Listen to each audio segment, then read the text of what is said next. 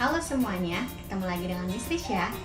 Pada kesempatan kali ini, kita akan belajar tentang berbagai contoh patung Nusantara, serta bentuk dan teknik cara pembuatan patung. Miss meminta kalian untuk membuka buku halaman 15. Sudah dibuka bukunya? Oke. Nah, sebelumnya Miss mau cerita nih. Kalian pernah nggak sih melihat patung?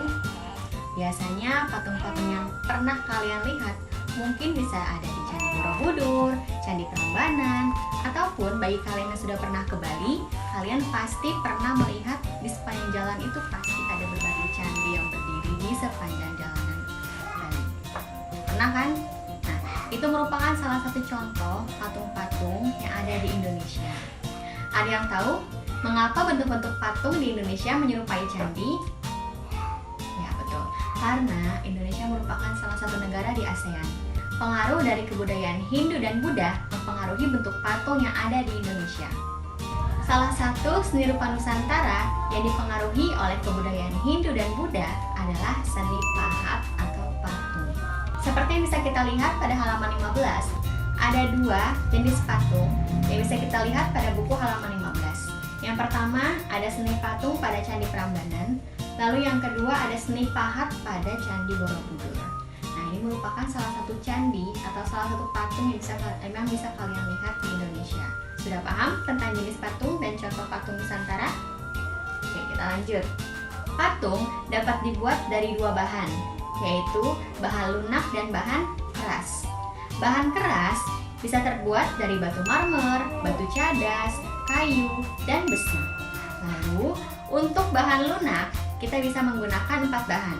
Yang pertama, dari tanah liat, bubur kertas, adonan tepung, serta plastisin. Paham ya? Jadi ingat, dua jenis bahan, yaitu bahan keras dan bahan lunak. Lanjut ya. Selain ada bahan, kita juga memiliki 3 teknik pembuatan patung. Bisa kalian buka halaman 16. Nah, bisa kamu jelaskan? Ada 3 teknik dalam pembuatan patung. Yang pertama adalah teknik memahat dan mengukir. Nah, teknik ini biasanya itu digunakan dalam membuat patung yang terbuat dari bahan keras. Untuk teknik memahat, biasanya kita lebih banyak menggunakan batu marmer atau batu biasa, batu cadas. Nah, dengan cara apa? Dengan cara memperkecil bahan tersebut sampai menjadi ukuran atau bentuk yang kita inginkan. Yang kedua, dengan teknik membutsir. Dengan cara apa? Dengan cara menggunakan sudit atau alat bantu, kita akan membuat dengan cara menambahkan atau mengurangi bahan sehingga menjadi suatu bentuk yang kita inginkan. Untuk teknik membutsir, itu bisa kita lihat pada buku halaman 16 menggunakan sudit. Ada gambarnya di situ ya, bisa kalian lihat sendiri. Terus selanjutnya selain teknik memahat adalah teknik mengukir. Nah, kalau kalian bisa lihat nih, di toko furniture itu kan banyak kursi-kursi yang ada ukiran-ukiran kayunya. Nah, itu terbuat dari kayu, bahan aslinya. Jadi diukir sedemikian rupa nanti akan menjadi sesuatu yang kita inginkan. Lalu yang terakhir, teknik mencetak. Untuk teknik mencetak, biasanya bahan yang kita gunakan adalah bahan keras.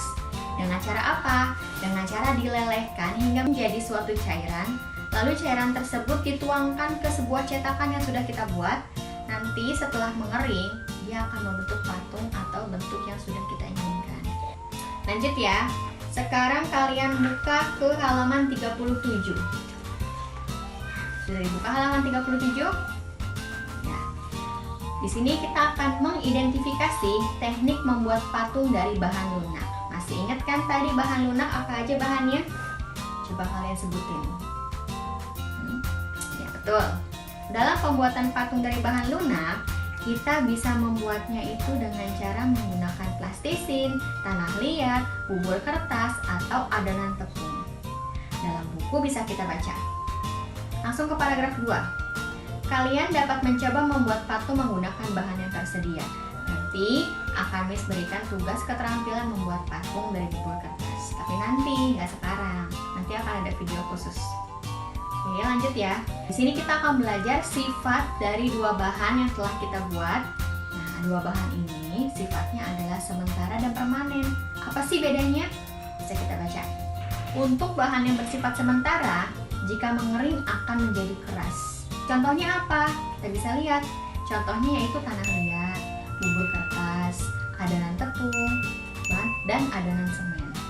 kalian bayangin, kalau misalkan tanah liat itu kan dia berbentuk seperti lumpur, seperti cairan. Nah, kalau misalkan dia nggak kering, kira-kira bisa nggak sih jadi patung? Nggak bisa kan?